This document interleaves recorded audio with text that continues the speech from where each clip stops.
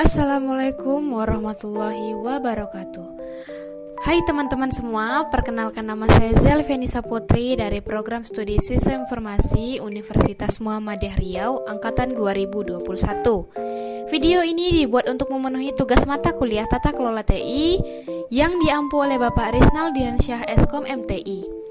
Dalam video kali ini kita akan membahas tentang fokus area utama dalam Tata Kelola TI. Sebelum itu kita akan membahas sedikit tentang apa sih Tata Kelola TI itu.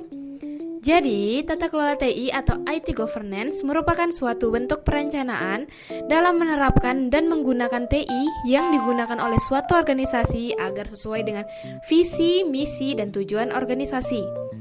TI yang diatur tersebut merupakan suatu proses untuk mengarahkan dan mengendalikan organisasi agar dapat mencapai tujuannya dengan menambahkan nilai yang dapat menyeimbangkan risiko terhadap penggunaan TI serta prosesnya. Menurut IT Governance, pada tata kelola TI terdapat 5 area fokus yang menjadi perhatian, yaitu yang pertama adalah strategic alignment atau keselarasan strategi.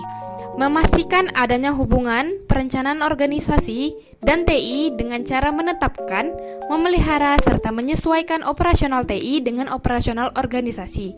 Penerapan TI harus benar-benar mendukung pencapaian misi perusahaan di mana strategi TI harus selaras dengan strategi bisnis perusahaan.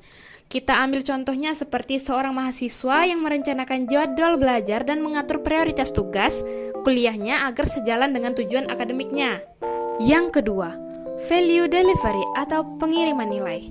Fokus dengan melaksanakan proses TI agar proses tersebut sesuai dengan siklusnya, mulai dari menjalankan rencana, memastikan TI dapat memberikan manfaat yang diharapkan, serta mengoptimalkan penggunaan biaya sehingga pada akhirnya TI dapat mencapai hasil yang diinginkan.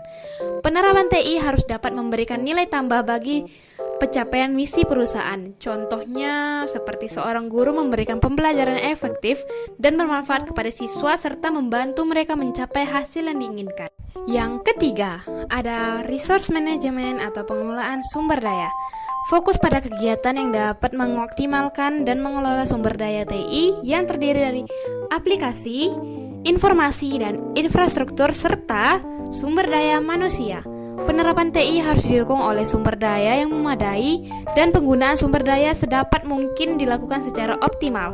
Contohnya seperti seorang ibu rumah tangga mengatur pengeluaran bulanan keluarganya dengan bijak dan mengelola anggaran agar memenuhi kebutuhan sehari-hari. Yang keempat, ada risk management atau manajemen resiko.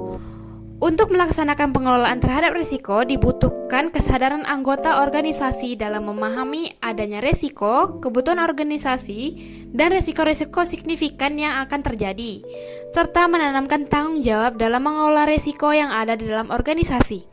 Penerapan TI harus disertai dengan identifikasi resiko-resiko TI sehingga dampaknya dapat ditangani. Contohnya dalam kehidupan sehari-hari seperti seorang pengendara mobil yang memperhatikan kondisi jalan, mengikuti aturan lalu lintas, dan menggunakan sabuk pengaman untuk mengurangi resiko kecelakaan. Dan yang terakhir adalah performance measurement atau pengukuran kinerja. Mengikuti dan mengawasi jalannya pelaksanaan rencana, pelaksanaan proyek, pemanfaatan sumber daya, kinerja proses, penyampaian layanan, sampai dengan pencapaian hasil TI. Penerapan TI harus diukur dan dievaluasi secara berkala untuk memastikan bahwa kinerja dan kapasitas TI sesuai dengan kebutuhan bisnis. Pendekatan yang biasa digunakan adalah dengan menggunakan IT scorecard. Contohnya seperti seorang atlet melacak waktu, jarak, dan pencapaian pribadinya dalam pelatihan atau kompetisi untuk mengukur kemajuan dan memperbaiki kinerja mereka. Jadi, dapat kita tarik kesimpulan bahwa integrasi yang baik antara 5 poin yang telah disebutkan sangat penting untuk mencapai kesuksesan dalam organisasi atau proyek.